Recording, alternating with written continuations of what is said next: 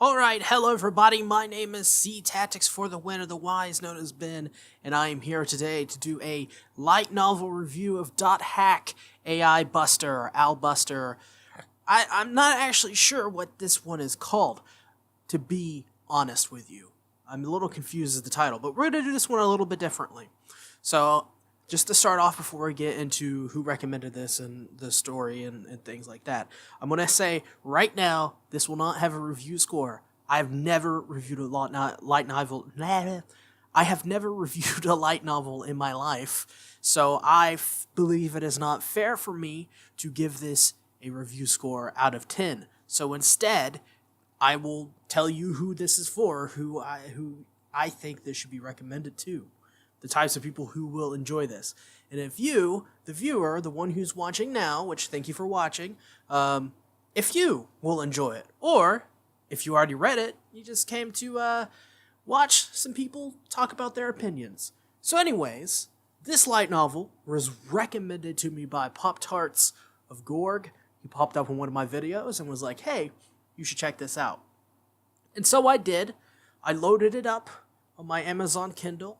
I found out it was actually a 2-volume series, which is pretty cool, and it was a prequel to the original .hack anime, or the original game, depending on what type of fandom, how deep you are into .hack. To start off, in my personal opinion, if you're a person who hasn't seen anything with .hack but wants to get into this, Volume 1 and maybe 2 different stories, because Volume 2 for this is a bunch of different collective stories. Seek out those volumes with the main characters in the second story and read the first volume. You will enjoy this. It's a very, very good light novel. It's probably I've seen a lot of people actually say that it's probably the best thing that .hack has put out, video games, anime, manga or not. So that's a pretty high praise, especially from the .hack fanbase, which is a rabid fanbase, and they're very fair. They will say if something is bad or good. I mean, for Christ's sake, the games just came out on Steam finally. They've been on PS2 forever, so they've been very vocal, but they're a very dedicated fan base that are self-aware of the things that they watch. So, with that being said, let's start off with the story for Volume 1, and then we'll go into characterizations for Volume 1. And the first thing I want to say is, in the first, chapters of this story, we have lots of just great, awesome world building. They even go into describing how the world really came to be, which is the world. If you don't know what the world is basically the MMO. It's when they put their helmet on, that is what they see. That is what their avatar characters are in.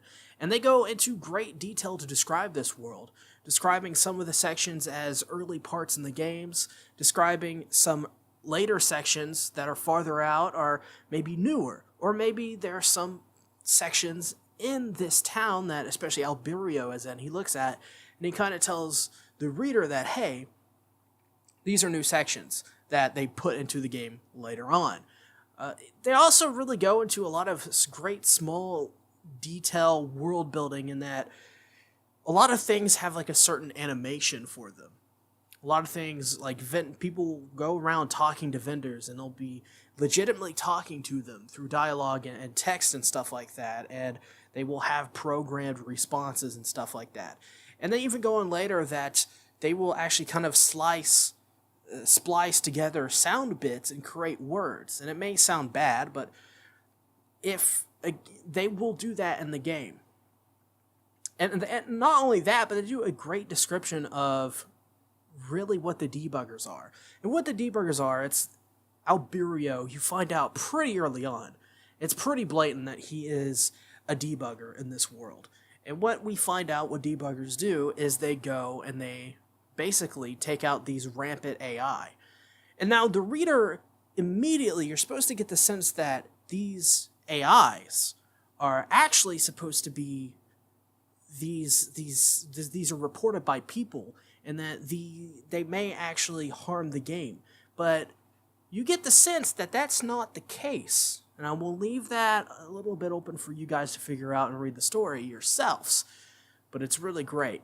And they have a great, actually, description of the action going on, too. So there's a world event at the very beginning of this book. And Albireo goes into this world event. He describes it and stuff like that, of things that they can do. Like he has a lot of health potions. He describes his halberd, his really high-level spear. He describes what he's wearing, things like that. But not only that, the action of fighting this big world event. Now, what the world event does is it changes the area, the town that Albireo is actually in, and they fight this big monster, basically, and everyone sees it, and this monster is really powerful. This monster at one point is described as wiping out a whole squad, even, which is pretty awesome the way they describe it. And you really get the sense that, hey, I could really see this happening in an MMO. And it's quite obvious what they got the inspiration from that from, which is just world events of popular MMOs from back in that time, World of Warcraft. And maybe probably some Japanese MMOs that never really made it to the West. But as I'm American, I do not know if those exist. But anyways, they also have a great way of describing the MMO-centric kind of thing. So, like, they describe, first of all, the world events, which is what we just talked about. They describe that really well. They describe how it works, when it goes away, why does it happen. They describe things like that, and it's a very important part to the story. But they also describe other small things as well, like exclusive character events. So what the exclusive character events are, if you've never played MMO, and they describe this pretty well, is basically a character that only you can see unless there's people in your party. They can see them if they're partied up with you. These AI will come to you and basically be like, help me solve this quest. And no one else in the whole world can see it besides you. It's a very good description. They get it down in like a quarter of a chapter. Like, actually, you know what? They probably describe it really well in like 5 or 6 paragraphs. And then the rest of it's just kind of gravy at that point that you can really just dig deep into and kind of like... It's just really... It's really good at pacing. It's got a great pacing. And because it's this fantasy world, I feel like it wouldn't have worked anywhere else because who really plays a sci-fi MMORPG? Not a lot of people. But I also felt the real world stuff of this manga really slowed things down when it wasn't in the fantasy. So sometimes you'll see characters come out of their fantasy world and deal with their real life things. Specifically Albireo. Not even gonna say it. Albuster. We see him kind of, how do you say it? I guess deal with his work, things like that. Well, who he is as a person. The same for Hokuto in Volume 2. But they just didn't interest me as much in Volume 1. In Volume 2, they interested me a little bit more because I got to see who Hokuto was, which I think Hokuto is a great character, but we'll talk about that in a moment. And honestly, the other thing that I really liked about it is that they describe this thing in the light novel that no one that meets in the world, the place they play the game in, no one meets up in real life because it ruins their view of that people in the world, which I found was really a great thing because a lot of people are primarily getting really immersed into this world and just role-playing. So you get the sense that at least 90%, a majority of the people, a great majority, are just role-playing. They're there to really escape the everyday trappings of life, which I really, really liked. And because of this, they also explain that romance doesn't work in the world. It just doesn't. It rarely does. And if it does, it's a very low number of people. I really, really liked that because that's such a thing that hits home to not only me, but I think a lot of people out there when they play an MMO and they talk to this person and you kind of get into your character a little bit. But once you kind of start talking to them in real life, if you ever meet up with these people, And especially if you're in like a wanting to get into a romantic relationship with these people, it's a rocky road. It's a rocky road for sure. But overall, for the story, I think the thing I loved most about this is just getting immersed into the world. I thought that they did a really great job of helping get along how great and how immersive and how deep and rich this world can be. They do a very fantastic job of that. Moving over to the characters for Volume 1, I really love the dynamics between Albireo. You see, this is what happens when you have a speech impediment and you're reading from not a script and you're just saying things. And especially when you don't do your vocal warm-ups. You start to say things strange. But I love the dynamics between Al, Hokuto, and Lycoris. I felt that Hokuto was a very mysterious character, and because of that, I loved her all the more for it. If I had to say there was a character I loved the most, it was Hokuto.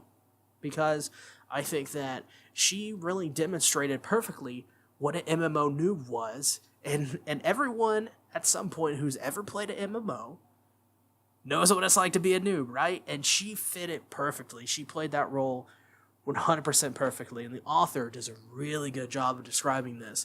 And because of that, I think a lot of people love Hokuto. I think she's a very popular character. And not because she's a scantily clad witch lady or whatever. She has like one of those pointy witch hats, I guess. How she played into the end of the first novel was also really great. Really, really great. I'm going to leave it at that, but it's a very exciting thing that they don't really play off that well in Volume 2, actually. But Albireo, we knew from the start that this guy, he worked for CC Corp. And that was supposed to play a huge part in the series itself. And who knows? You're maybe not supposed to know that he's not supposed to be in CC Corp, but it's such an obvious thing that I felt it didn't really create the intended tension the reader was supposed to feel of, hey, there's this guy who plays as Al, but he's really like an undercover kind of character almost in a sense. That was a really unique dynamic. I just don't think they really nailed it down too much because it wasn't really a mystery, even though I felt like near the end, especially in Volume 2, I felt like the characters just didn't play well to me. It didn't work. I don't know why that is. Maybe it's just because it's such a short novel. And because of that, I feel like Al is by far the most one-dimensional character to me in this. Is he one-dimensional technically? Maybe not. But out of all of the three characters, Al, Hokuto, and Lycoris and Hokuto especially have lots of character. Al feels more of like a person who describes things rather than a person who does things. There's a great chapter where he, I guess, teams up with two other players to take down this huge boss in the game. He doesn't do anything. He doesn't kill the boss. Those two other players kill the boss, while Al and Hokuto just sit back and watch, and Lycoris as well. And speaking of Lycoris, I think Lycoris was a very solid character. I felt her mystery was set up perfectly, and I felt it got resolved perfectly. It was what it needed to be. It set up the world. It helped get across that Lycoris is this very important character, and something bigger is going on in this game. And that played into her game event, how it ended, how great it was. And the questions they asked in the wake of her event ending in Volume 1 really set up Volume 2 perfectly. But like I said, they didn't really, I guess, take advantage of that, because let's just get into Volume 2 now, because it's not anywhere near as good as the first volume. Because, they split up the story into like separate small stories. And you got to see more characters from you didn't even see in Volume 1. Characters, I can't even remember some of their names because they're so forgettable in my opinion. But it's like 4 or 5 sets of different characters that weren't in Volume 1 at all. And then you have Hokuto and Al's story and how it really turns out. And to me, that was the best way it could have turned out, and it was the most interesting of Volume 2. I think the romance between the two characters is really solid. It's not perfect. It doesn't, because it's not really fleshed out a lot. You're not, as the viewer, you're not supposed to get connected to their romance with these characters. It's just something that happens. It's a natural thing that happens. We know where they ended up and what's going to happen, things like that. But there's the problem in Volume 1 where it sets up, hey, romances don't work outside of the world. And you just kind of think, like, why would you set that up if you're saying that these two are probably, there's a 90% chance that these two people will break up anyway. So I don't get what the point of setting all of that up was, because the viewer, or the reader rather, was supposed to get this idea. They kind of nailed it in when they talked about how romances and relationships, friendships don't work in the real world, and they nailed it in kind of in where they've mentioned it. It was basically a whole chapter kind of dedicated to it in a way, or I guess a whole sub-chapter, really. But it was still a good chunk of time spent learning about this. So where that ends up, I don't know. I don't know if it continues in the other .hack games or the animes, but or even the manga. But we'll see more of that, I hope, sometime in the future, if I ever do more .hack stuff. To me, though, it's just, like I said, every other story in Volume 2 was just, that wasn't Hokuto and Al, was boring to me. I kind of skipped over a lot of it, to be honest. Not like chapters or anything like that. Just like little like paragraphs I didn't really care for. There was a chapter set, or a whole like sub story kind of set from Hokuto's experience. I thought that was really interesting, because we find out she's like this terrible, awful, scummy kind, or not scummy, but terrible, awful, like she procrastinates all the time. She's like the generic MMO, like neckbeard kind of person you'd think that MMO junkies are. Like not even kidding. I think the way she wakes up at one point is she wakes up next to a bag of trash. Maybe it's in an alley, drunk, off her mind, and something like that. I can't remember off the top of my head at the moment. It's been a long day. But that was like a really good description of where she woke up, and she talks about how she hasn't taken a bath for like 7 days. Like, she hasn't cleaned up herself, like, at all. Like, she's this slob that just kind of stumbles through life, and how she talks about how she was kind of lucky to be in the position she's in, and she kind of really just takes it all for granted. I found her character the interesting out of the most because of that. We didn't really get a lot of that with Al. With Al, we got the sense that this is a guy who works for CZ Corp. All he does is play the game all day, every day. Like, he rarely sleeps. Like, he gives up so much of his life. He works really hard to keep this game in check. You kind of get the sense he's a little addicted to video games, especially the world, which is a very important thing for his character, but it doesn't really play that much into it. And that's the thing. With Al, there was no reason. They set up a lot of things for Al's character that never really got to go anywhere. With Hokuto, though, I felt that we got to know where Hokuto started and how her character arc kind of ended, if that makes sense. Was it a great ending to her character? Maybe not in a technical sense, but still, it was pretty. They closed the book, I guess, on her as well as they could have, if that makes sense. So who is this manga for? Not manga, sorry, light novel. I'm sorry if I said that throughout the video. I know you're going to make your comments now saying I'm a scrub, which I am, but this is the first time I've done a light novel, so I'm new to this, okay? I would 100% recommend this to .hack fans. This is probably some of the best descriptive writing I've seen of an MMO world since, like, ReZero. And I guess you can't really call ReZero a MMO world, so I don't really know what else there is. Maybe Shield Hero? Shield Hero has a really good description of stuff, like, in an MMO world. So, is it as good as Shield Hero? It's probably better than Shield Hero, if you've read Shield Hero. There's the comparison always that SAO and .hack, which one's better? In my opinion, Shield Hero is the best isekai kind of story out there right now. Even though Shield Hero is not finished yet, so you can't really say that. So yes, I guess if you're going to say SAO or .hack all the way. .hack does SAO better. It does. It just does.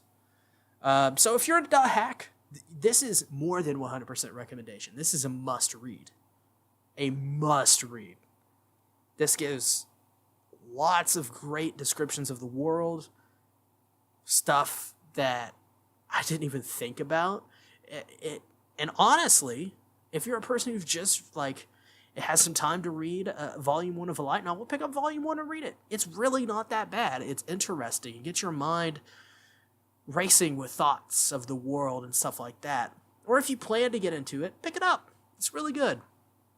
But if you're not into light novels, if you're not into .hack, I can still say it's like I could say 50-50. Maybe a 50% chance that you will like Volume 1 or you will hate it. Volume 2 may not be for you. Who knows? It may be. But it's one of those things where just take my words with a grain of salt. Maybe go check it out. Read some more about it. Read some more about the .hack universe if you're not really into .hack. If you're not really into light novels, it's just a book with some art in it sometimes. That's what a light novel is. It's really short. It's a light novel. And it's mostly just a lot of this kind of MMO stuff. So that kind of sucks, but it's what people want out of light novels, apparently. It's not what I want out of light novels. I don't want SAO kind of .hack anime stuff over and over. I could go without that, to be honest. We need more Spice and Wolf kind of stuff.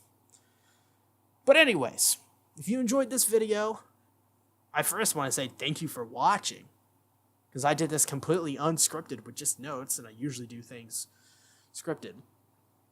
And make sure to subscribe if you haven't already, and like the video. It would be really nice if you liked the video. That would be great. But most importantly, I'd like to hear your thoughts on this down in the comments below. Or, if you want to join our Discord server, and we have a Discord server, you can check down into the description. There's a bunch of people there. They like to talk to other people, and if you're there, they may consider you a person, and they may talk to you.